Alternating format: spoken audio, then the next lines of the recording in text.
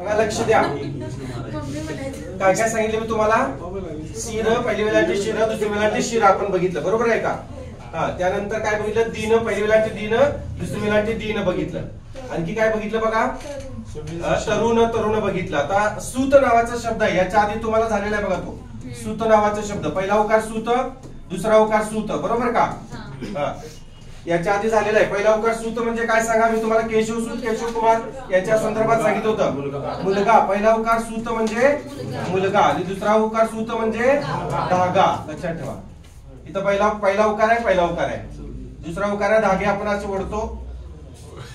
लक्षात ठेवा, दुसरी वेलांटी दुसरा उकार, समजला का. सूत पहिला उकार, दुसरा उकार. आता आणखी काय बघा, हा दूर शब्द बघा. पहिला उकार दूरचा अर्थ वेगळा होतो, दुसरा उकार दूरचा अर्थ वेगळा होतो. पहिला उकार दूरचा अर्थ काय होतो रे, वाईट असा होतो बघा. दुर्भाग्य, वाईट भाग्य, येते का लक्षात. दुर्गंध, वाईट गंध. दुर्गंध म्हटलं की पहिला उकारच येणार, दुर्गंध. अनुस्वाराच्या अलीकडील अक्षर किंवा रफाराच्या अलीकडील अक्षर दीर्घ असतं, पण याला तो अपवाद आहे, दुर्गंध, वाईट वास.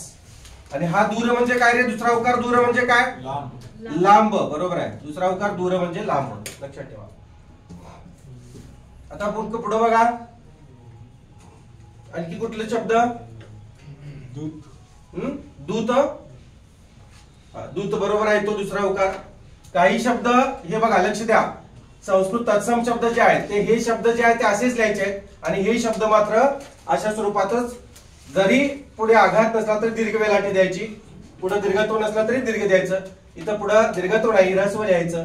हे अशा पद्धतीने तुम्हाला लिहावे लागणार आहे. ईश शब्द बघा असाच लिहायचा आहे, कुटीर शब्द असा आहे, जटिल मात्र असा लिहायचा आहे बघा. राहील का लक्षात.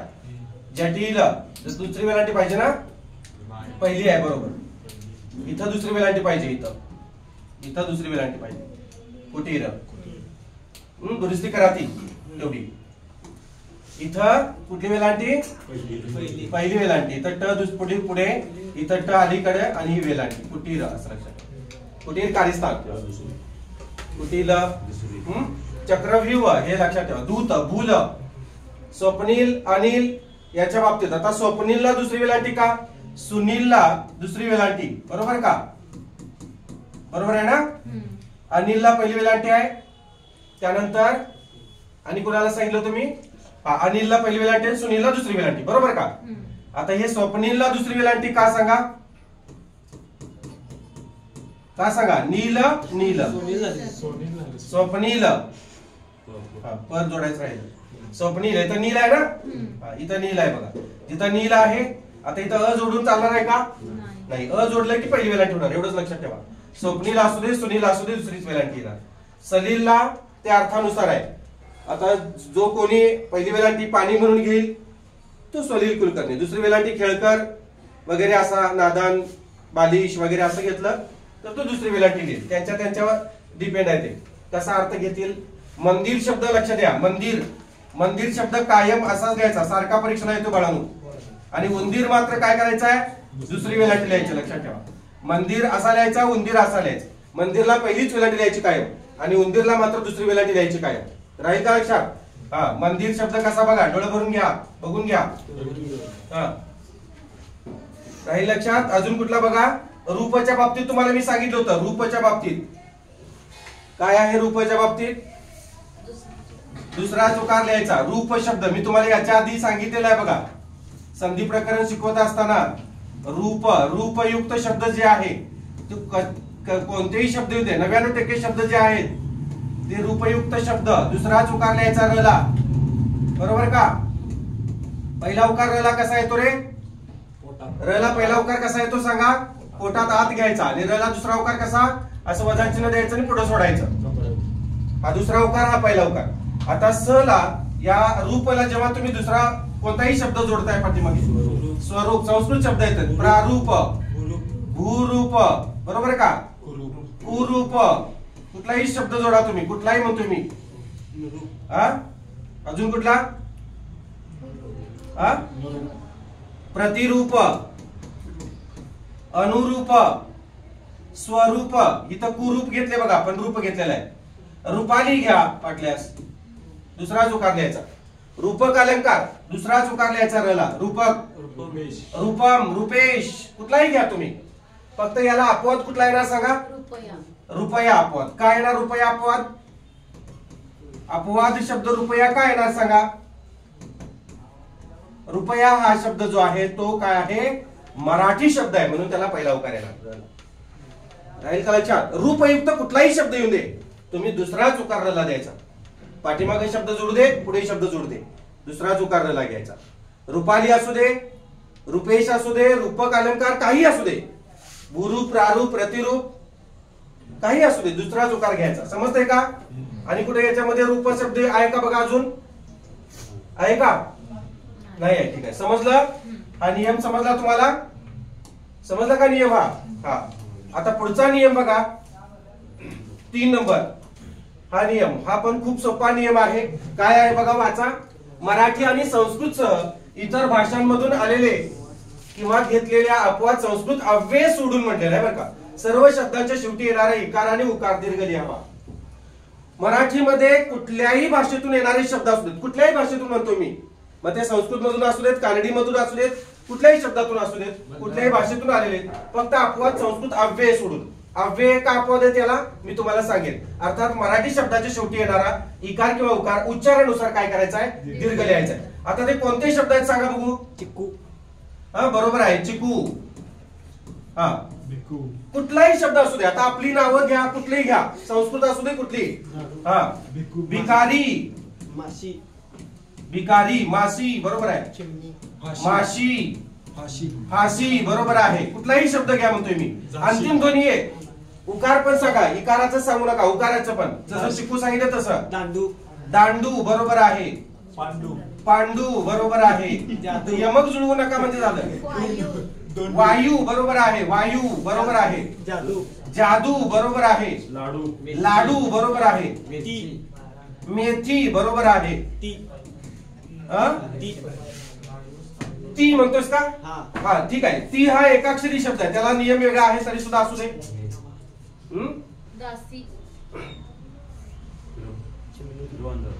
झालं का. दासी.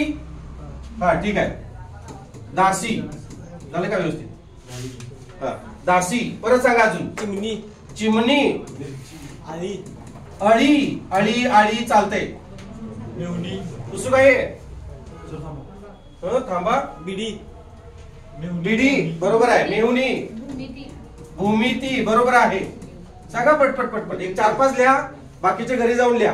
आम्ही, आम्ही बरोबर आहे. आम्ही, तुम्ही बरोबर. अजून विनंती, विनंती बरोबर आहे. विनंती. अजून पिपाणी. हा पिपाणी, पिपाणी बरोबर आहे. पिपाणी. सुपारी, सुपारी बरोबर आहे. सुपारी, माधुरी बरोबर आहे. कुठलाही शब्द घ्या तुम्ही. विश्रांती. याबाबत सगळे शब्द सांगायला लागला बघा तुम्ही व्यवस्थित, कारण पाठ आहेत तुम्हाला माहिती आहेत सगळे. तुमच्या आमचे नावं शेवटच्या वेलाटी असतो, जो अक्षर असतो शेवटच्या वेलाटी असते, उकार असतो, तो दीर्घच लिहायचा. मराठीमध्ये कुठलाही शब्द येऊन दे. तत्सम शब्द अव्यय सोडून मात्र इथं कसं करायचं नाही. अव्यय मात्र काय होणार आहेत, रस्वांत येतील. हे अजून बरेचसे शब्द आहेत बघा. सांगा तोंडी सांगा. अजून जी, जी ते एकाक्षरी मध्ये येते, ते नंतर मी सांगेन तुम्हाला. अजून सांगा. झाडू, आई बरोबर आहे. ही दीर्घ येणार आईला. झाडू. हा कृती बरोबर आहे. कृती समती बरोबर आहे. कृती. बाई, आई, जाऊ. किती तरी घेता येतील, हजारो शब्द घेता येतील. चिऊ, काऊ, विद्यार्थी, पाटील बरोबर आहे. सोनू, सोनू, मोनू, पिल्लू, पिल्लू, ढीग, ढीग, ढीग शब्द घेता येतील. घेऊया शब्द 1000 भर 1200 लिहू येते शब्द. 1 डझन से घेऊ बस की काय गरज आहे का. हा ठीक आहे. पुढे बघा. आता या नियमाला अपवाद कोणते आहेत बघा. हे शब्द अपवाद आहेत. का अपवाद आहेत ते मी तुम्हाला सांगतो. आता तुम्ही सांगा बघू का अपवाद आहेत. काय म्हटलेलं आहे, मराठीमध्ये आलेल्या संस्कृत किंवा इतर भाषांमधून जे शब्द आपण मराठीत लिहायचे आहेत ते मात्र दीर्घच लिहायचे, कायम दीर्घ लिहायचा. आता माझं नाव निवृत्ती, तला दुसरी वेलांटीच लिहिणार मी. आरती, तला ती दुसरीच वेलांटी लिहिणार. शाळू, वाळू बरोबर आहे का. माडी, ताडी काही असू दे. पिशवी, वला दुसरीच वेलांटी येणार. पण हे मात्र शब्द त्याला अपवाद आहेत. आता ते का अपवाद आहेत तुम्ही सांगा बघू, का अपवाद आहेत ते? कारण हे कसे आहेत? अव्यय आहेत, अव्यय. आणि अव्यय कधीही बदलत नाही. आता आणि हा कुठला अव्यय हो? उभयान्वयी अव्यय आहे. परंतु कुठला अव्यय आहे? तो सुद्धा उभयान्वयी अव्यय आहे. किंतु कुठला अव्यय आहे? किंतु उभयान्वयी अव्यय. नी उभयान्वयी अव्यय. नी म्हणजे काय रे? नी म्हणजे आणि, लक्षात ठेवा. नीचा अर्थ काय होतो? आणि. एकाक्षरी धातूंना काय तो अपवाद आहे बघा. अद्यापि म्हणजे अजूनही, यद्यपि, कदापि, कदापि नाही, इति, इति हे उपसर्ग आहे. इति, अति, प्रति आहे ना, उपसर्ग आहेत. उपसर्ग मीन्स, उपसर्ग म्हणजे काय रे? अवरोधन. उपसर्ग म्हणजेच अव्यय, लक्षात घ्या. संस्कृत मध्ये उपसर्गांना अव्यय असं म्हणतात आणि ते बदलत नाहीत. त्यांना विविध सूचक अर्थ असतात. प्रभूती, प्रभृती आहे ते, भ्रू आहे ते, असं बघा. असा शब्द आहे, दिसत नसेल तर पुन्हा लिहितो बघा. प्रभृती असं आहे. प्रभृती म्हणजे पासून. संप्रती म्हणजे हल्ली किंवा आता. लक्षात आलं का? हे शब्द बघा, हे सगळे उभयान्वयी अव्यय आहेत. काही उपसर्ग आहेत. यांना मात्र पहिल्याच वेलांटीत लिहायचं. अंतिम ध्वनी यांचे दीर्घ लिहायचे नाही. म्हणजे परंतु जो शब्द आहे तो असा लिहायचा नाही. परंतु शब्द असा लिहायचा नाही. आणि शब्द असा लिहायचा नाही. राहील का लक्षात? आता यथाने जोडलेले, मात्र यथा हा उपसर्ग आहे. यथाने जोडलेले सगळे शब्द, हे सगळे आणि यथाने जोडलेले सगळे शब्द बघा, यांचा अंतिम ध्वनी काय आहेत बघा, सगळे पहिल्या वेलांटीत आहेत. का? कारण यथा हा उपसर्ग आहे आणि उपसर्गाला जोडलेला आहे. नुसतं मती कसं लिहिणार आहे तुम्ही? असं लिहिणार, दुसरी वेलांटी. आणि याच्या पाठीमागे यथा जोडलं की तुम्ही काय करणार? मतीला, तला पहिली वेलांटी लिहिणार. यथामती असाच लिहायचा. नुसतं शक्ती कसं लिहिणार? नुसतं शक्ती असं लिहिणार बघा. बरोबर आहे का? आणि त्याच्या पाठीमागे जर यथा जोडलं तर मात्र काय होणार? रस्व वेलांटी. हे लक्षात ठेवा, कायम लक्षात ठेवा. परीक्षेत हमखास विचारले जाणारे शब्द आहेत आणि चुकतात मुलं. आता तुम्हाला परीक्षेमध्ये असं विचारणार नाही की खालील पर्यायांपैकी शुद्ध शब्द ओळखा, शुद्ध शब्दांचा गट ओळखा असं विचारतील तुम्हाला. आता गट म्हणजे अ मध्ये भरपूर शब्द असणार आहेत, असे भरपूर असणार आहेत, 4, 5, 6 असं भरपूर शब्द असणार आहेत. ब मध्ये सुद्धा असणार आहेत. म्हणजे प्रत्येक शब्दानी शब्द तुम्हाला ओळखावे लागणार आहेत आणि मग त्यातला अचूक गट कुठला जो आहे तो तुमचा तुम्हाला शोधावा लागणार. पूर्वी तसं नव्हतं. पूर्वी कसं होतं? अ ब क ड 4 पर्याय होते, बरोबर का?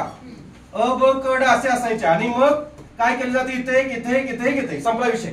मग त्यातला शुद्ध हा असेल तर आपण लिहून टाकायचो पटकन, कारण लगेच कळायचं. आता तसं नाही आहे. 5, 5, 6, 6 शब्द एका गटामध्ये येणार तुम्हाला. लक्षात येते का? त्यामुळं आपल्याला हे बारकाव्याने शुद्धलेखन शब्द प्रकरण बघायचं आणि खूप सोपं आहे बघा. हळूहळू तुम्हाला समजायला लागलेलं आहे. समजतंय ना? हा. काही शंका असेल, अनावधारण काही राहत असेल माझं तर मला कमेंट करा. मोबाईल आहे तुमच्याकडे? ठीक आहे. यथामती समजलं का? यथाविधी. नुसतं विधी कसं रे? नुसतं विधी दुसरी वेलांटी, बरोबर आहे का? यथोचित विधी. आणि यथाने जोडले की पहिली वेलांटी धरायला. रीत, मगाशी तुम्ही सांगितलं बघा, रीत शब्द शुद्ध असा आहे, रीती शब्द मात्र शुद्ध असाच, बरोबर आहे का? नुसता रीती लिहायचं असेल असं. पण हे बघा, यथाने जोडले की तला पहिली वेलांटी येणार, रीती. रला दुसरी वेलांटी आहे तसेच राहणार. रीतिरिवाज कसं येणार मग? रीतिरिवाज म्हटलं की हे असं येणार बघा, रीतिरिवाज. शुद्ध शब्द लिहून ठेवत चला, या नियमात बसत नाही तो. सामासिक शब्दामध्ये आहे रीती, रला दुसरी वेलांटी तला पहिली वेलांटी आणि रिवाज असा शब्द लिहायचा सामासिक शब्दामध्ये. बाळगून येते का लक्षात? समजते का गणेश? नीती. नुसतं नीती कसं रे? नुसतं नीती कसं येणार सांगा? न ला दुसरी वेलांटी, त ला दुसरी वेलांटी, नुसतं नीती. आणि यथाने जोडलं की, यथाने जोडलं की काय होणार सांगा? न ला दुसरी, त ला पहिली वेलांटी येणार. आणि नीतिमत्ता म्हटलं की काय होणार रे? नीतिमत्ता म्हटलं की असं होणार बघा. लक्ष द्या.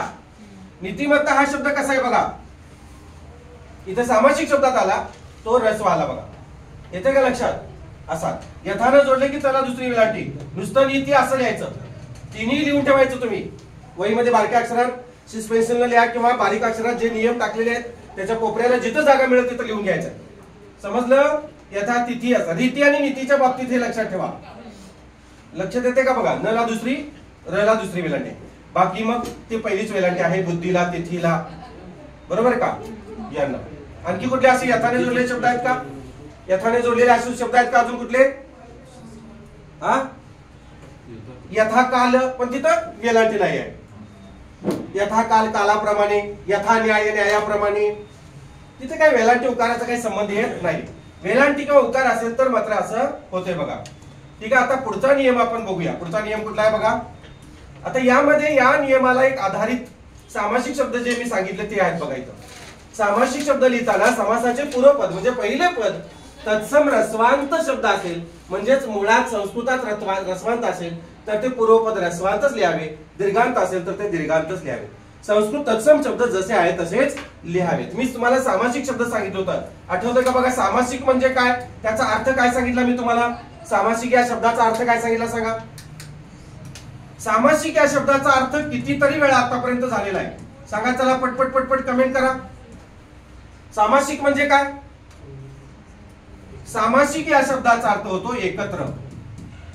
समास नावाचं प्रकरण, शब्दांचं एकत्रीकरण शिकवले प्रकरण तुम्हाला समास नावाचं, बरोबर का? सामासिक म्हणजे एकत्र, दोन शब्द एकत्र येतात त्यांना सामासिक शब्द म्हणायचे. येते का लक्षात? आता नुसतं स्वामी कसं रे? नुसतं स्वामी असं. नुसतं भक्ती शब्द कसं येणार? असं येणार, दुसरी वेलांटी येणार. नुसतं स्वामी दुसरी. मराठीमध्ये कुठलाही शब्द मराठीमध्ये लिहायचा असेल, याच्या आधी झालेला नियम आहे. मराठीमध्ये कुठलाही शब्द लिहायचा असेल तर ते काय करायचं आहे? अंतिम ध्वनी दीर्घच लिहायचा आहे. बरोबर आहे की चूक आहे? बरोबर आहे. आता ह्या सामासिक शब्दामध्ये मात्र तत्सम शब्दां नियमाप्रमाणे काय करायचं आहे? तो जसा जाता स्वामी का चुकून स्वामी भक्ती, मला दुसरी वेळा मी चुकून लिहिलं, स्वामी भक्ती असेल किंवा स्वामी असं काहीतरी होतं बघा. भक्ती पूजा हा शब्द बघा, भक्ती पूजा, इथं पहिलीच वेलांटी द्यायची. हा सामासिक शब्द आहे, लक्षात घ्या. स्वामी भक्ती, भक्ती पूजा असे शब्द. आता लक्ष द्या, आणखी एक सांगतो तुम्हाला. आता माझं नाव काय रे? निवृत्ती नाव आहे, बरोबर का? निवृत्ती. अंतिम ध्वनी दीर्घ झाला. पण सामासिक शब्दामध्ये जर समजा तुम्हाला लिहायचं असेल, निवृत्ती वेतन असा शब्द लिहायचा असेल, वेतन आणि निवृत्ती दोन वेगवेगळे शब्द आहेत, एकत्र केले आपण तर मात्र ही पहिली वेलांटी होणार. येते का लक्षात? हा. आता नुसतं वायू सांगा बघू. नुसतं वायू काय होणार? दुसरा उकार होणार. पण वायुमंडल असा जर शब्द असेल तर काय होणार बघा? वायुमंडल मात्र काय होणार?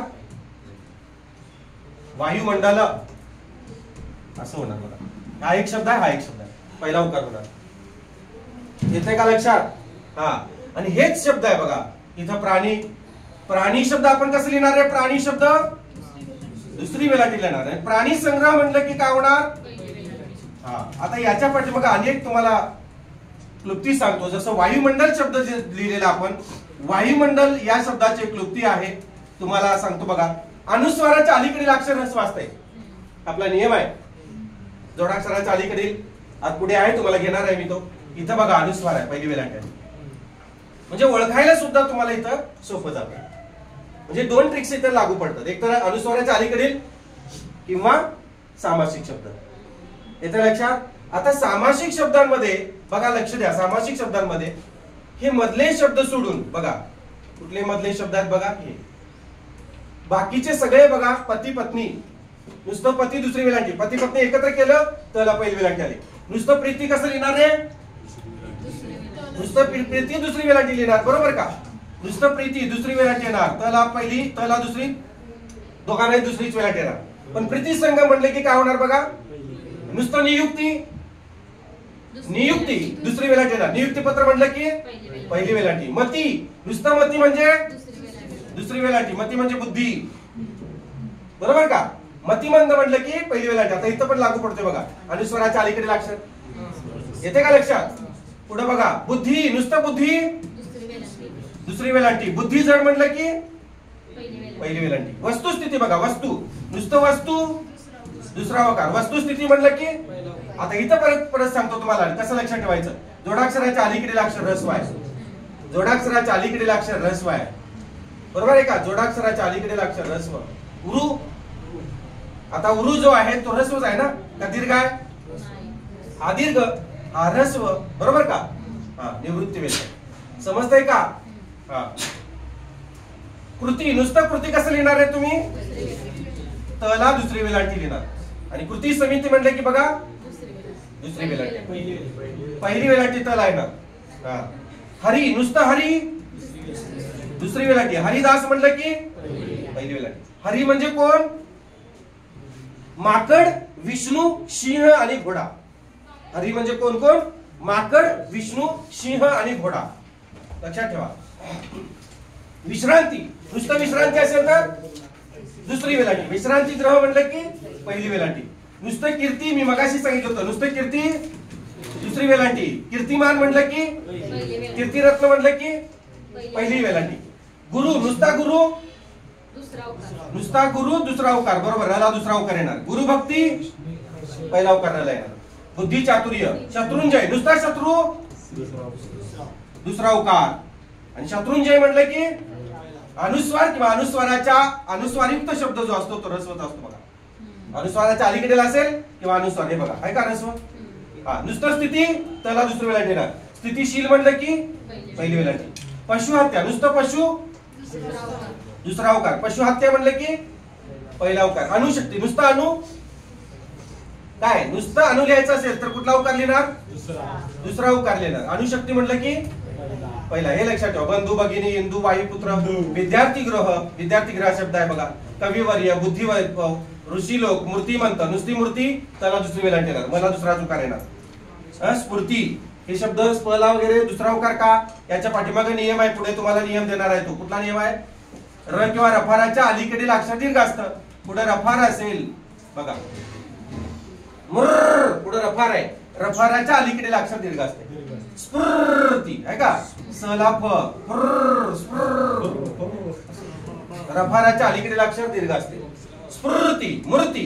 हा र किंवा रफाराचा जो आहे, रफार म्हणजे असा, हा र किंवा रफाराच्या अलीकडील अक्षर काय असतो?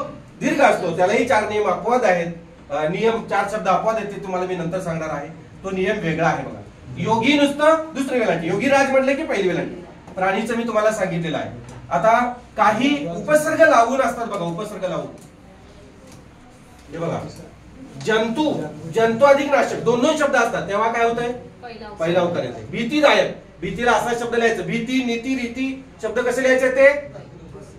भला दुसरी, रला दुसरी, तला दुसरी, नला दुसरी. भीती, रीती आहे ना, मीती, रीती, नीती, हे सगळे शब्द लक्षात ठेवा.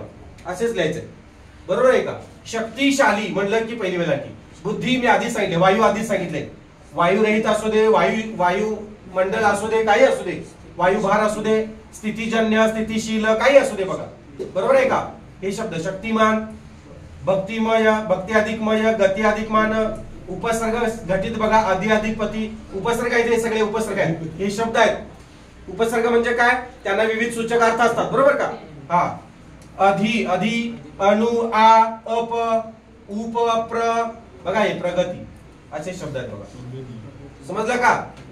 अपधातू, अपकीर्ती, हे जे शब्द आहेत बघा, हे अशा पद्धतीने लिहायचे. अनुभूती, नला पहिला सुकार येणार, जसे आहेत तसे लिहायचे ते. समजलं का? आणि तुम्हालाही माहिती आहे, उपसर्ग जे शब्द असतात ते काय असतात? अंतिम ध्वनी उपसर्गाचे रस्वच असतात. अवि कुठली वेलांटी येणार? वला दुसरी, पहिली वेलांटी येणार. अधि पहिली वेलांटी येणार. अनु पहिला चुकार येणार. येते का लक्षात? प्रति त्याला पहिलीच वेलांटी येणार. जेव्हा उपसर्ग म्हणून तुम्ही वापरणार तेव्हा मात्र त्यांना पहिलीच वेलांटी वापरायची. लक्षात येते का बघा तुमच्या? समजलं का? हा, आता हे शब्द मधले जे शब्द आहेत मात्र हे मात्र याला अपवाद आहेत, हे दीर्घांत लिहायचे. गौरी शंकर, जरी पुढे अनुस्वार असेल तरी रला दुसरीच वेलांटी लिहायची आहे. काय लिहायचं आहे? गौरी शंकर आहे बघा. लक्ष्मीपुत्र कुठली वेलांटी आहे बघा? दुसरी वेलांटी आहे. पला पहिला उकार आहे, पुत्र पुढे जोडाक्षर आहे म्हणून पहिला उकार आहे. पृथ्वी तल दुसरी वेलांटी आहे. भगिनी मंडल, वधूवर, वधू शब्द, रजनीगंधा, दासीपुत्र, नदी तट, शरयू तीर, महिपाल, मही शब्द असाच आहे. भूदान, सरस्वती पूजन, कस्तुरी, कस्तुरी मी काय सांगितले? त्याला दुसरा उकार, रला दुसरी वेलांटी. श्रीधर, वाणी महात्म्य, महात्म्य नाही, मला काना येतो बघा, लक्ष द्या. वधू परीक्षा, दासीजन, षष्ट्यब्दी पूर्ती, हा परीक्षेला येऊन गेलेला शब्द. षष्ट्यब्दी, षष्ट्यब्दी पूर्ती. भूगोल, भूमिती, लघुत्तम, पुढे जोडाक्षर आहे तरी सुद्धा दीर्घत्व स्वर संधीमध्ये लघु अधिक उत्तम झालेला शब्द आठवतोय का बघा तुम्हाला? लघु अधिक उत्तम आठवतंय कोणत्या याच्यामध्ये झाले ते? संधी प्रकरणामध्ये झालेलं आहे बघा. संधी प्रकरणामध्ये लघु असा शब्द आहे आणि उत्तम असा शब्द आहे. हा ऊर्हस्व का रे? ऊर्हस्व का? जोडाक्षराच्या अलीकडील अक्षर ह्रस्व असते म्हणून इथं अंतिम ध्वनी काय सांगा? ऱ्हस्व उ आहे. संधी मधला शब्द आहे बघा. अतिशय सोप्या पद्धतीने आपण संधी शिकलेलो आहोत. संधीचे व्हिडिओ सुद्धा आहेत, तुम्ही बघू शकताय. दोन सजाती स्वर एका पुढे एक आले, त्यांचा संधी होऊन त्यांच्या जातीतला काय होतो? दीर्घ स्वर होतो. यात निघून कोण जाते? हा निघून जातो, हा निघून जातो. ल घ अर्ध पडतंय. या दोघांचा मिळून हा झालेला आहे संधियुक्त शब्द. अर्ध पडलं काय? यातला उ काढून टाकला, यातला उ काढून टाकला. अधिक चिन्हाच्या पलीकडे तम राहिलेला आहे. आता हा उ कुणाला पूर्ण करणार? घला. म्हणजे कसं करणार? दुसरा उकार लघुत्तम. आपल्या जोडाक्षराच्या नियमाला हा नियम शब्द अपवाद आहे बघा. जोडाक्षराचा नियम काय? की जोडाक्षराच्या अलीकडील अक्षर ह्रस्व असते, हा मात्र अपवाद आहे. आणि अपवाद काय त्याचं कारण सुद्धा मी इथं स्पष्ट केलेलं आहे. कारण त्याचं कारण काय? त्याच्या पाठीमागे कार्यकारण काय? संधियुक्त शब्द. हा संधियुक्त दीर्घत्व स्वर संधीचा नियम आहे. येते का लक्षात? म्हणजे सगळे शब्द हे जे आहेत ते दीर्घत्व स्वर संधीतले नाही आहेत. काही शब्द मात्र तसे जसेच्या तसे आहेत. म्हणजे संस्कृतातल्या पद्धतीप्रमाणे संस्कृत तत्सम शब्द हे मधले लक्षात ठेवा. फक्त गौरी शंकर लक्ष्मीपुत्र हे लक्षात ठेवा. बाकी मग असे सामासिक शब्द हे एवढे शब्द तुम्ही लक्षात जर ठेवले तर बाकीचे लक्षात ठेवायची गरज नाही. बाकी हे जे आहे ते त्या पद्धतीने तुम्हाला लिहिता येतील. राहील लक्षात? सराव प्रश्न सोडवत असताना तुम्हाला याचा उपयोग होईल लक्षात. जाऊया पुढे. आता पुढचा नियम काय बघा. पुढचा नियम काय? मराठीतील आणि संस्कृतसह इतर भाषांमधून मराठीमध्ये घेतलेल्या सर्व एकाक्षरी शब्दांचा इकार किंवा उकार दीर्घ लिहावा. आता हा नियम जो आहे तो याच्या आधी मी तुम्हाला थोडासा ओघवता सांगितलेला आहे. कुठे? संधी प्रकरणामध्ये सांगितलेला आहे. एकाक्षरी शब्द सांगा. चला पटपट पटपट सांगा. पोपटावानी सांगा. भू, हा, तू, मी, ही, शी, गु, गु, हा, ती. बरोबर. अजून मी झालेला आहे. जू, जी, स्त्री. बरोबर आहे. अजून पी. बरोबर आहे. अजून री ओढली म्हणतात. खा मध्ये कुठे काय? खा मध्ये वेलांटी वगैरे कुठे काय संबंध आहे? इकार उकार उगाच सांगायचं. बी. बरोबर आहे. अजून उ. बरोबर आहे. अजून नी हा अव्यय कुठला माहितीये का? अव्यय नाही हा. नी हा प्रत्यय आहे संस्कृत मधला, याच्यामधला विभक्ती मधला. बरोबर आहे का? दीर्घ ई विभक्ती प्रत्यय आहे. सी विभक्ती प्रत्यय सुद्धा आहे बघा. एकाक्षरी शब्द बघा. एकाक्षरी शब्दांचा इकार किंवा उकार दीर्घ लिहायचा आहे. काय करायचं आहे? लक्षात ठेवायचं. फक्त याला एक शब्द अपवाद आहे. कोणता शब्द अपवाद आहे माहितीये का तुम्हाला? आठवतंय का? याला एक शब्द अपवाद आहे बाळांनो. कुठला सांगा? पटपट पटपट सांगा. आठवतंय का बघा? एकच शब्द अपवाद आहे, तो म्हणजे नी. आणि नीचा अर्थ काय? नी म्हणजे आणि. हा नी म्हणजे कोण आहे? नी हा अव्यय आहे. अ म्हणजे काय रे? नाही. वे म्हणजे काय? खर्च किंवा बदल. ज्याच्या मूळ रूपात बदलच होत नाही त्याला अव्यय म्हणायचं. राम नी श्याम शाळेला चाललेत. तिथं नीला दुसरी वेळाने लिहिणार नाही. नी जो जोडायचा आहे तो शब्दाला जोडत असताना तुम्ही नी जोडू शकताय. तो कुठला नी? हा नी तुम्ही शब्दाला जोडू शकताय. हा विभक्तीचा प्रत्यय आहे.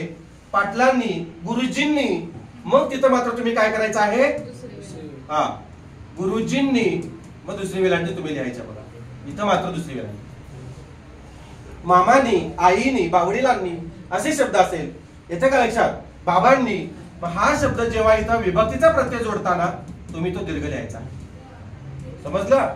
इथं मात्र रामनी श्याम शाळेला चालले.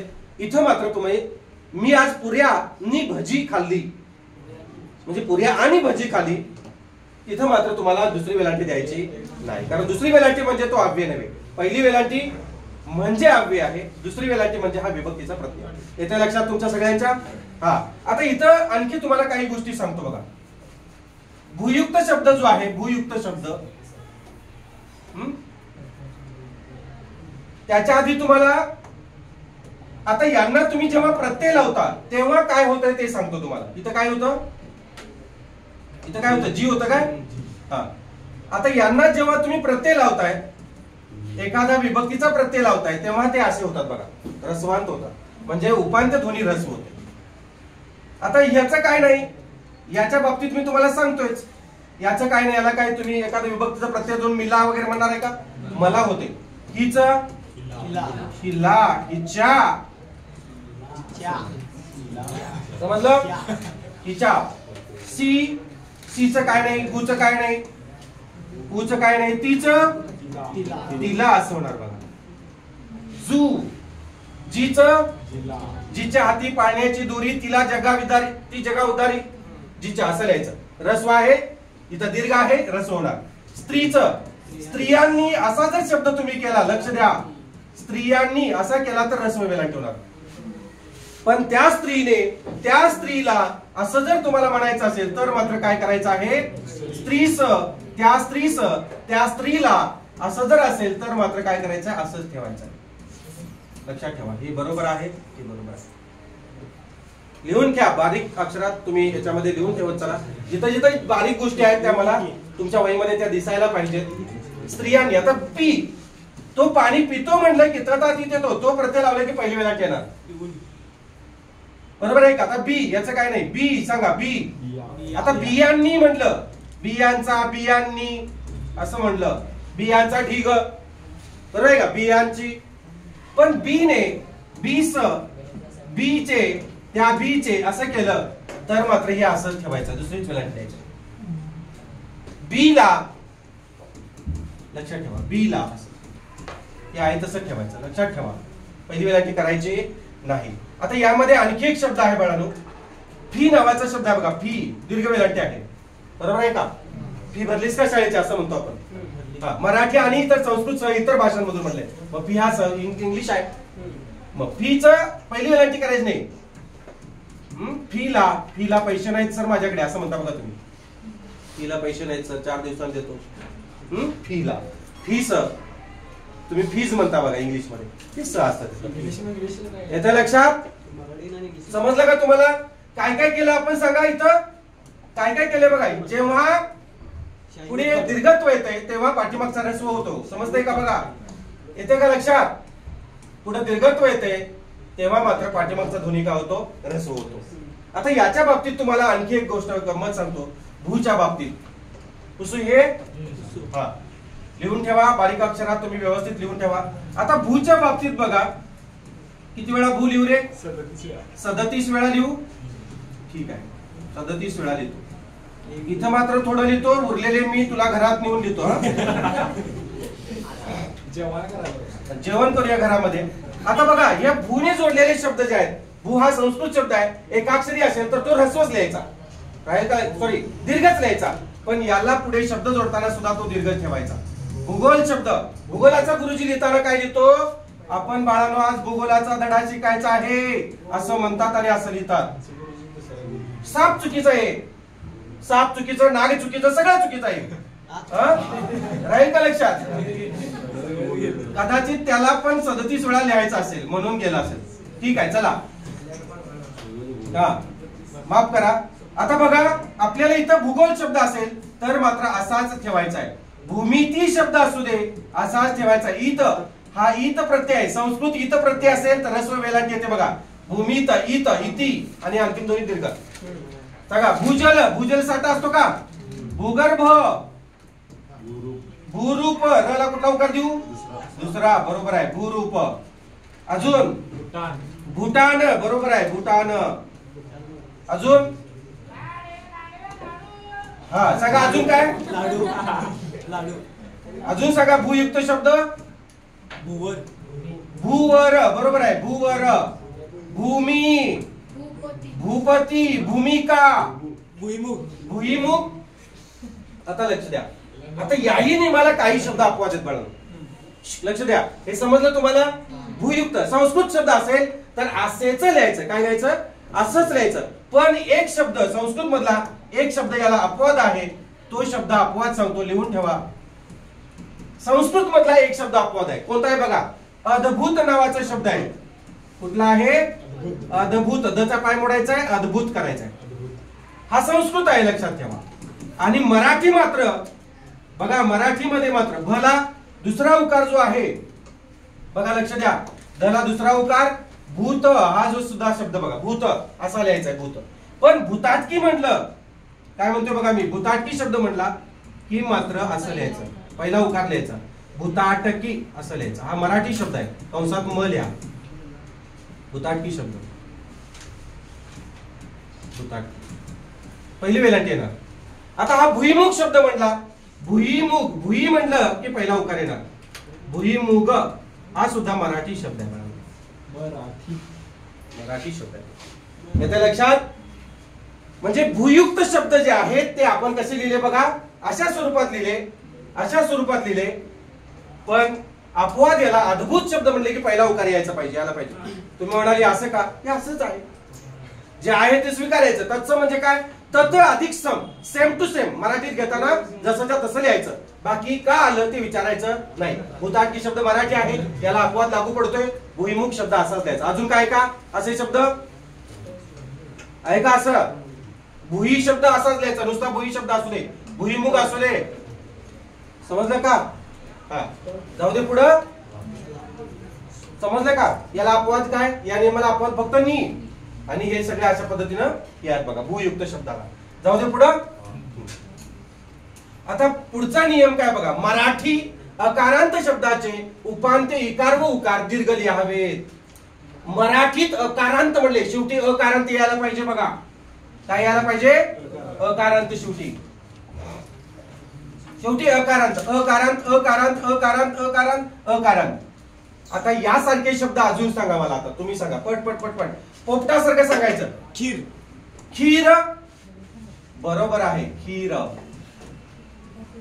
बरोबर. अजून जीव बरोबर आहे, चीर, चीर बरोबर आहे. अजून मीठ, शीर बरोबर आहे. अकारांतच सांगायचं फक्त, अंतिम दोन्ही अ यायला पाहिजे, आ नाही पाहिजे, ई नाही पाहिजे. आज आपण घेतले दीर्घत्वाचं घेतलंय आपण, अंतिम ध्वनी दीर्घत्व असेल तर उपांत्य ध्वनी काय होतो, ह्रस्व होतो, बरोबर का. अंतिम ध्वनी दीर्घ असेल तर उपांत्य ध्वनी ह्रस्व होतो, ते घेतलेलं आपण. हा वीट बरोबर आहे, मीठ घेतलेलं इथं, तूप, तूप बरोबर आहे. अजून खण, खणात घालून किंवा खाणीत टाकतो बघ तुला, खण काय संबंध आहे, मूठ. अरे अंतिम ध्वनी दीर्घ लिहावेत म्हणलेला आहे, दीर्घ लिहायचे ते, अकारांत शब्द पाहिजे. खणला कसा अंतिम ध्वनी दीर्घ लिहू, काय संबंध आहे, मूठ. हा काय, क्वचित, खचित, बर. दुसरी वेलांटी खचित, पहिली वेलांटी याच्यात बसणार नाही मॅडम, मुठ तो अर्थभेद करणारा शब्द आहे. खचित, पहिली वेलांटीचा अर्थ वेगळा होतो, दुसऱ्या वेलांटीचा अर्थ वेगळा होतो. या खचितचा अर्थ काय सांगा बघू, आणि या खचितचा अर्थ काय, या खचितचा अर्थ मढविलेला किंवा जडविलेला, रत्न खचित बरा कुमकुम केशरा. आरतीमध्ये आहे बघा गणपतीच्या, रत्न खचित बरा कुमकुम केशरा, त्या याच्यामध्ये रत्न भरवलेला आहे, कुमकुम भरवलेला आहे, मढविलेला आहे, रत्न मढवलेला आहे. आणि याचा अर्थ होतो खरोखर, बरोबर लक्षात, याचा अर्थ होतो खरोखर. इथे हा लागू पडणार, हा लागू पडणार नाही, हा संस्कृत तत्सम शब्द आहे. ह्रस्व दीर्घ त्याच्या मुळाप्रमाणे लिहावेत, म्हणजे हे इथं खाली येणार, अपवादामध्ये येणार, इथे येणार नाही. अजून सांगा, चला पटपट पटपट सांगा. ऊस, ऊस बरोबर आहे, वा छान शब्द सांगितलं. ऊस, भूक शब्द बघा, भूक, हा बीट बरोबर आहे, बीट, दीड बरोबर आहे, दीड, मूठ, मूठ बरोबर आहे, मूठ, मूळ बरोबर आहे, मूळ मगाशी झालेला आहे. हा पुढे अजून परीट, परीट बरोबर, मुख बरोबर आहे, मुख, बुरुज.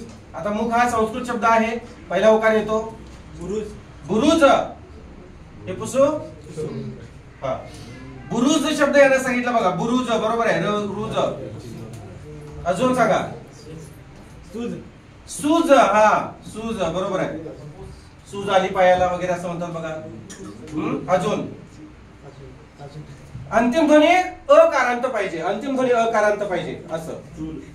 चूल बरोबर आहे, फूल बरोबर आहे. अजून कोरीव, कोरीव काम बरोबर आहे, कोरीव काम, रला दुसरीच वेळा येणार, बरोबर आहे का. कोरीव, घोटीव, घोटीव कागद म्हणतात बघा. दुर्बीन. हा दुर्बीन. दुर्बीन मराठी शब्द तो संस्कृत सांगायला. ठीक आहे, हे समजलं. मराठीमध्ये अकारांत असेल, लक्ष द्या रे, अकारांत असेल तर काय करायचं, उपांत्य ध्वनी काय होतो, रस होतो. आता या नियमाला हा अपवाद आहे बघा. तत्सम तत्सम मुळात संस्कृत असलेल्या अकारांत शब्दांमधील इकार आणि उकार मुळाप्रमाणे काय करायचं आहे, काय करायचं आहे, दीर्घच लिहायचा आहे. आता तो अकारांत दीर्घच कसा लिहायचा ते मी तुम्हाला सांगतो बघा. संस्कृतातल्या पद्धतीप्रमाणे अकारांत असेल, कोणते शब्द आहेत ते सांगा, कोणते शब्द आहेत बघा. तत्सम मुळात संस्कृतात असलेल्या आकारांत शब्दांमधील इकार आणि उकार संस्कृतातल्या पदप्रमाणे काय करायचं आहे, त्यांच्या पद्धतीप्रमाणे ऱ्हस्व किंवा दीर्घ लिहायचे. उदाहरणार्थ सूत शब्द बघा. आपला नियम काय मराठीत सांगतोय, अकारांत शब्दाच्या अलीकडील अक्षर दीर्घ असते, पण हा अर्थभेद करणार आहे. बरोबर आहे का. शकून. पहिला उकार पण आहे, दुसरा उकार पण आहे. सूत, शकून, बरोबर आहे. अजून अजून सांगा. मंदिर. मंदिर, बरोबर आहे. पहिला उकार येणार इथं. शिर. शिर, बरोबर आहे. पहिली वेलांटी शिर, विष. दुसरी वेलांटी शिर, विष, शिव. शिव, गुण. आपण बघितले हे शब्द, मला वाटते कदाचित. मिश्र. बरोबर आहे का. अजून अजून कोणते आहेत बघा. हे बघा इथं बिल्ल. सगळं आहे तसं मी मांडलेलं आहे, लिहित बसण्यात वेळ नाही.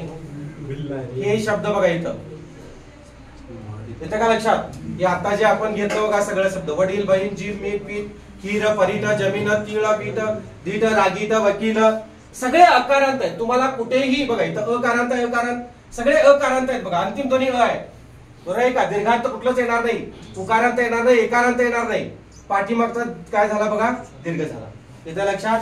आता मग याला मुळात संस्कृताच्या प्रमाणे काय आहे बघा, याला अपवाद शब्द आहेत बघा. कुल, विष, दुरित, मंदिर, बघा हे शब्द कुल, विष, मंदिर, हे शब्द असेच लिहायचे बाळा.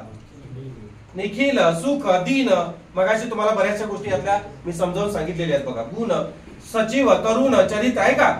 आणि मग दीर्घोपांत्य कोणते आहेत बघा, हे आपण मगाशी बघितले बघा. त्या नियमाला सुद्धा अपवाद आहेत, या नियमाला सुद्धा अपवाद आहेत. आणि दीर्घोपांत्य बघा, कुरूप, कुटुंबीय, बला दुसरी वाटे, दीप, दीप शब्द असाच लिहायचा आहे. भूत शब्द, शिवल शब्द, सुनील, गुढ, सुशील, स्वप्नील, वीर, कुटीर, दानशूर, हे सुद्धा बघा. चक्रव्यूह, देवदूत, बुल, धागा, सलील, आहे ना. हे सगळं मगाशी सांगितलं त्या नियमाला सुद्धा आणि ह्या नियमाला सुद्धा. येतं लक्षात. पुढचा नियम घेऊया. पुढचा नियम काय बघा. मराठी शब्दातील जोडाक्षर, अनुस्वार व विसर्ग यांच्या पूर्वीचे इकार व उकार सामान्यतः ऱ्हस्व लिहावेत, परंतु तत्सम शब्दात ते मुळाप्रमाणे ऱ्हस्व किंवा दीर्घ लिहावे. आता पहिल्यांदा आपण जोडाक्षर युक्त शब्द घेऊया. काय करूया, जोडाक्षर युक्त शब्द. चला, जोडाक्षर युक्त शब्द कोणते आहेत ते आपण बघूया. सांगा बघू, एक दोन शब्द सांगा, जोडाक्षर युक्त शब्द सांगा. चला मी एक सांगतो बघा. आपण म्हटलं भिल्ल, बघा पहिल्यांदा आपण काय करूया, जोडाक्षर युक्त शब्द घेऊया रे. नियम काय, मग नियम काय लिहिणार तुम्ही याच्या बाबतीत.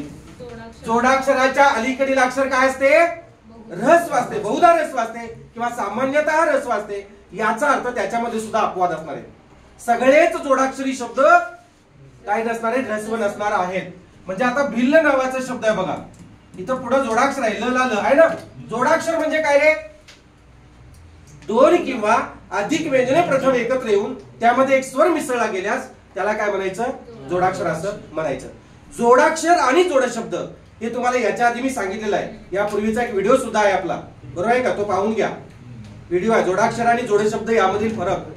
तुम्हाला मी ते आख्यात विकार नावाचं प्रकरण शिकवत असताना सांगितलं होतं बघा, संदर्भ आला होता म्हणून तुम्हाला सांगितलेलं आहे, बरोबर का. दोन किंवा अधिक व्यंजन, इथं कसं आहे बघा, ल अधिक ल अधिक अ, दोन किंवा अधिक व्यंजन प्रथम एकत्र आहेत, दोन व्यंजन एकत्र आहेत आणि त्यामध्ये एक स्वर आहे, म्हणजे जोडाक्षर झालं बघा. जोडशब्द आणि जोडाक्षर. जोडशब्द कसा असतो रे, बरोबर आहे. जोडशब्द म्हणजे जोडून आलेले शब्द, जोड अक्षर नव्हे, जोड अक्षर वेगळं आणि जोड शब्द वेगळे. आई वडील बघा, हा जोडे शब्द आहे. हा काय आहे, जोडे शब्द, दोन जोडून आलेले शब्द. दडूत कपडा, पाऊस पाणी, बरोबर का. आणखी जोडे शब्द सांगितले होते, आठवतात का? भाऊ भाऊ बहीण, वाडी वस्ती वाडी वस्ती, घरदार, बरोबर आहे का? पाणीपुरी, असे शब्द बघा त्याला जोडूनच येतात. अंथरूण पांघरून, कपडा लत्ता, दडूत कपडा, शेतीवाडी है ना, त्याला म्हणायचं जोड शब्द म्हणायचं. आणि जोडाक्षर म्हटलं की तसे जोडायचे नाही. भिल्ल शब्द सांगा पटपट पटपट. शिस्त शिस्त, जिद्द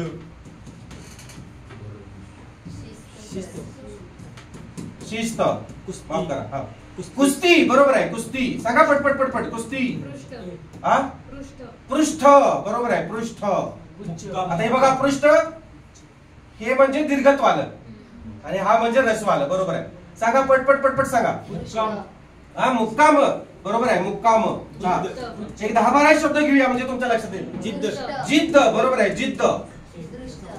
आता हे लिहित असताना लक्ष द्या, हे लिहित असताना शब्द तुम्ही आडव्या मांडणीत सुद्धा लिहू शकता आणि उभ्या मांडणीत सुद्धा लिहू शकता. आता आडवी मांडणी कोणती आणि उभी मांडणी कोणती हे तुम्हाला मी सांगतो. आडवी मांडणी आणि उभी मांडणी कशी आहे रे? उभी मांडणी आणि आडवी मांडणी खाली सगळं लिहायला नको, आडवी मांडणी वगैरे असं नको, आडवी आणि उभी एवढंच लिहितो. हा, आडवी आणि उभी. आता आडवी मांडणी म्हणजे काय बघा, भिल्ल हे बघा असं आडवी मांडणी म्हणायचं याला. कसं? हे आडवं झालं. आता याला उभं करायचं, एका खाली एक घ्यायचं, भिल्ल असं उभं झालं का? चित्ता, तुम्ही जो शब्द सांगितला चित्ता, ही आडवी मांडणी झाली आणि हा चित्ता कसा झाला बघा, तला त, उभी मांडणी झाली. लक्षात? पुढं इथे हे असते थोडस. हा, कुस्ती शब्द तसाच. म्हणजे काही द्वित्वयुक्त शब्द आहेत, काही द्वितयुक्त शब्द नसतात. हे द्वितयुक्त शब्दात म्हणून आडवा आणि उभं तुम्हाला सांगितलं. आता कुस्ती शब्द जो तो त्याने सांगितलेला आहे बघा. कुस्ती शब्द द्वित आहे का रे? सांगा मला. द्वित आणि द्विरुक्त यात काय फरक आहे? द्वित म्हणजे एकच व्यंजन 2 वेळा. द्वित म्हणजे एकच व्यंजन 2 वेळा. जसं आपण भिल्ल शब्द घेतला बघा, बरोबर आहे का? अभ्यास चांगला झालेला आहे, आठवते तुम्हाला. एकच व्यंजन 2 वेळा. द्वित इथं बघा, एकच व्यंजन 2 वेळा आहे. आणि द्विरुक्त म्हणजे काय सांगितलंय मी? एकच शब्द 2 वेळा. हा, एकच शब्द 2 वेळा. हळू, एकच शब्द, कार्बन कॉपी. एकच शब्द 2 वेळा आलं की त्याला द्विरुक्त म्हणायचं. एकच व्यंजन 2 वेळा आलं की त्याला द्वित म्हणायचं. जोडाक्षरामध्ये व्यंजन आलं तर ते आडवा आणि उभ्या पद्धतीने तुम्ही लिहू शकता. इथे लक्षात. आणखी काही जोडाक्षर शब्द सांगा पटपट पटपट. 4-5 सांगा. खुश, खुश, मिष्टान्न, कुऱ्हाड, बरोबर आहे. कुऱ्हाड. गुच्छ, गुच्छ, बरोबर आहे. गुच्छ. कुट्ट, काळा कुट्ट, युक्ती, युक्ती, बरोबर आहे. युक्ती. गड्डा, सुस्त, झाडाचा गड्डा उपसून मारे ना. सुस्त, पुन्हा, गड्डा काय संबंध आहे? सुस्त, हा, गिड्डा एक वेळेस चालेल.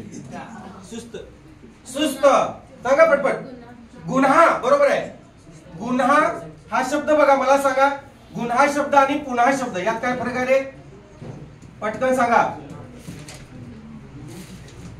गुन्हा शब्द आणि पुन्हा शब्द ह्या योग्य आहे का? हा बरोबर आहे, हा चूक आहे. पुन्हा शब्द असा लिहायचा आहे. पुन्हा विसर्ग आहे. इथे लक्षात. हा बरोबर आहे, हा योग्य आहे, हा चुकीचा आहे. इथे लक्षात. पुढे आणखी सांगा, पटपट पटपट सांगा. जोडाक्षराच्या अलीकडील अक्षर ह्रस्व पाहिजे.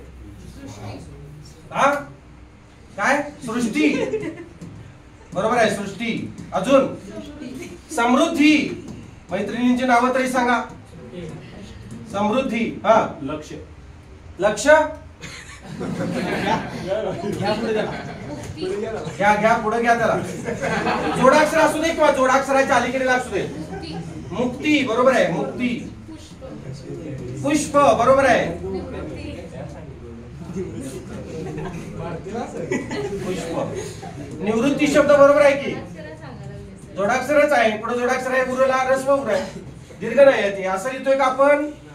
हे चुकीचं आहे. दीर्घत्व आहे, ह्रस्व आहे. अजून लुप्त, लुप्त, बरोबर आहे. अजून तुप्त, सांगा. क्लुप्त, हा, क्लुप्त. क्लुप्ती मधलं क्लुप्ती, बरोबर आहे. अजून पृथ्वी, पृथ्वी, बरोबर आहे. अजून आता या नियमाला अपवाद सांगतो. अपवाद घेऊया आपण या नियमाला अपवाद. चला, लिहून घ्यायचंय पटपट पटपट अपवाद आणि मग आपण या भागात थांबायचं आहे. पुढल्या भागात आपण मग अनुस्वार आणि हे घ्यायचंय. आता सांगा अपवाद काय काय येणार सांगा. परीक्षा नावाचा शब्द बघा, परीक्षा. तुम्हाला हे समजलं पहिल्यांदा जोडाक्षराच्या अलीकडील अक्षर काय असते, ऱ्हस्व असते, पण ते 99% असते, 100% नव्हे. जर तसं असतं तर सगळेच जोडाक्षर, पुढे जोडाक्षर आहे, सगळ्यांनी काय केलं असतं, पाठीमागचा उकार किंवा इकार काय केला असता, दीर्घ ऱ्हस्व लिहिला असता. पण त्यालाही काही शब्द अपवाद आहेत आणि का अपवाद आहेत ते मी तुम्हाला सांगणार आहे. कारण त्याच्याही पाठीमाग कार्यकारण संबंध आहे. काही संधी नियम आहेत, काही तत्सम शब्द आहेत. येते लक्षात. आता परीक्षा शब्द बघा, पुढं आहे ना दुसरी वेलांटी, रला दुसरी वेलांटी का आली सांगा. हा जोडाक्षर आहे ना, क्ष जोडाक्षर आहे. मग आपला नियम काय, जोडाक्षराच्या अलीकडील अक्षर ऱ्हस्व असते, बरोबर का. बहुधा आणि तत्सम शब्द असतील तर मात्र ते मुळातल्या प्रमाणे काय करायचे, ऱ्हस्व किंवा दीर्घ लिहायचे. आणि मग का लिहायचं, हे अपवाद शब्द जे आहेत बघा, परीक्षा. कारण हा संधियुक्त शब्द आहे. आपण घेतो होतो बघा, परी अधिक इच्छा, बरोबर का. मग मला सांगा इथं अंतिम ध्वनी परी, रला पहिली वेळा टीका. या परीचा अर्थ मी वेगळा दिलेला आहे, या परीचा अर्थ वेगळा दिलेला आहे. हा उपसर्ग आहे, बरोबर का. परी, परंतु, किंतु. आणि याचा अर्थ काय होतो, बाहुली, पापा की परी. हा, इथं अंतिम ध्वनी ऱ्हस्व ई आलं. इथं कोण आहे बघा, दीर्घ ई आहे. दोन सजाती स्वर एका पुढे एक आले, त्यांचा संधी होऊन त्यांच्या जातीतला काय होतो, दीर्घ स्वर होणार. आई निघून गेला, यातला निघून गेला, पर अर्ध पडलं आणि क्षार राहिलेला आहे बघा. आता हा दीर्घ ई कोणाला पूर्ण करणार, रला पूर्ण करणार. म्हणजे कसा, परीक्षा असं होणार. येतं लक्षात. म्हणजे याच्या पाठीमाग कार्यकारण संबंध आहे. काय कारण आहे, संधियुक्त शब्द आहे त्याच्या पाठीमाग, लक्षात. समजतंय का, संधी आहे म्हणून हा शब्द असा झाला. आता मला पुढचा शब्द सांगा पट पट पट पट, तुम्हाला आठवत असतील तर. प्रतीक्षा. हा, प्रतीक्षा. प्रतीक्षा शब्द, बरोबर आहे, प्रतीक्षा शब्द. अजून आता या प्रतीक्षाला दुसरी वेलांटी काय येणार सांगा. कारण प्रति अधिक इच्छा, मी मगाशी सांगितले, प्रति अधिक इच्छा, प्रति अधिक इच्छा. इच्छा शब्द असाच आहे. इच्छा म्हणजे पाहणे, अवलोकन करणे. प्रति, पहिली वेलांटी प्रतीचा अर्थ काय सांगितलं आठवतोय का तुम्हाला. पहिली वेलांटी प्रति म्हणजे काय आणि दुसरी वेलांटी प्रति म्हणजे काय रे. पहिली वेलांटी प्रति म्हणजे च्यासाठी, च्याकरिता. टू, तुम्ही जे पत्र लिहिता त्याच्यामध्ये टू लिहिता, टू म्हणजे प्रति, पहिली वेलांटी. आणि दुसरी वेलांटी प्रति म्हणजे प्रतचे अनेक वचन. येते का लक्षात. हा, प्रति अधिक इच्छा. इथं अंतिम ध्वनी काय सांगा, इथं अंतिम ध्वनी काय, ऱ्हस्व ई. इथं अंतिम ध्वनी काय, दीर्घ ई. दोन सजाती स्वर आहेत, एका पुढे एक आलेत, त्यांचा संधी होऊन त्यांच्या जातीतला दीर्घ. हा निघून गेला, हा निघून गेला, प्रत काय झालं, अर्ध पडलं बघा. आणि अधिक चिन्हाच्या पलीकडे एक क्षार राहिलेला आहे. आता बघा तला कोण पूर्ण करणार, बरोबर, प्रतीक्षा असणार. येतं लक्षात. आणि प्रतीक्षा लिहिती कशी, पहिलीच वेलांटी लिहिते, चूक आहे. समजलं. आणखी शब्द सांगा चला. अधीक्षक नावाचा शब्द आहे, अधीक्षक, बरोबर आहे. अधीक्षक याला आधी आपण लिहून ठेवूया, लिहून घेऊया आणि मग तुम्हाला मी सांगेन. अधीक्षक. सुज्ञ नावाचा शब्द आहे बघा. परीक्षण नावाचा शब्द आहे. तीव्र नावाचा शब्द आहे. हे सगळे शब्द अपवादात्मक आहेत. त्यांना दीक्षा नावाचा शब्द आहे. दीक्षा, दीक्षित. हा, अजून सांगा. भिक्षा. भिक्षा. जीर्ण नावाचा शब्द आहे, पुढे जोडाक्षर आहे, है ना, रपाराचं, हे रपार जोडाक्षर आहे. सूर्य नावाचा शब्द आहे. नाविन्य नावाचा शब्द आहे. प्रवीण्य, नाविन्य, शून्य. हे शब्द बघा. शून्य नावाचा शब्द आहे. मूर्त. हा, मूर्त. मूर्त, बरोबर आहे. अजून कुर्म. ईश्वर, स्वीकार. यातले काही शब्द पुसतो बघा. आधी इथे स्वीकार येतो. स्वीकार शब्द, सितकार शब्द आहे ना, सितकार. सितकार शब्द मी तुम्हाला दिलेला आहे बघा, सितकार, बरोबर का. लघुत्तम, मगाशी झालेला लघुत्तम, दुसरा उकार येणार. येते का लक्षात. आता हे सगळं बघा. आधी अधिक इक्षक, आधी पहिली वेलांटी उपसर्ग आहे. आधी अधिक इक्षक, दोन काय होणार, दोन इच दीर्घ होणार, अधीक्षक, बरोबर आहे का. हा सुज्ञ, परीक्षण, परिअधिक इक्षण, तुम्ही संधी करून बघू शकताय.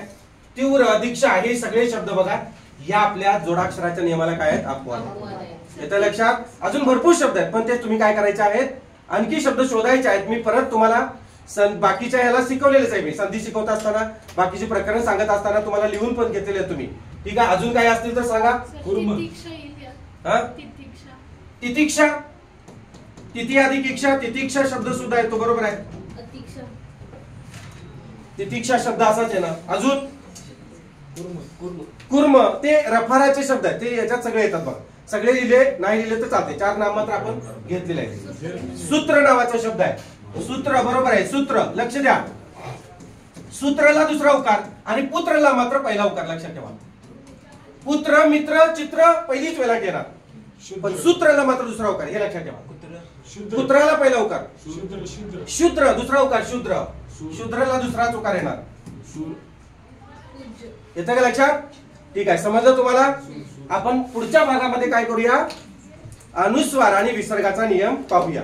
या भागामध्ये आपण इथं थांबूया. सर्वांचे मनपूर्वक आभार. शुभ दिवस. समजलं सगळ्यांना?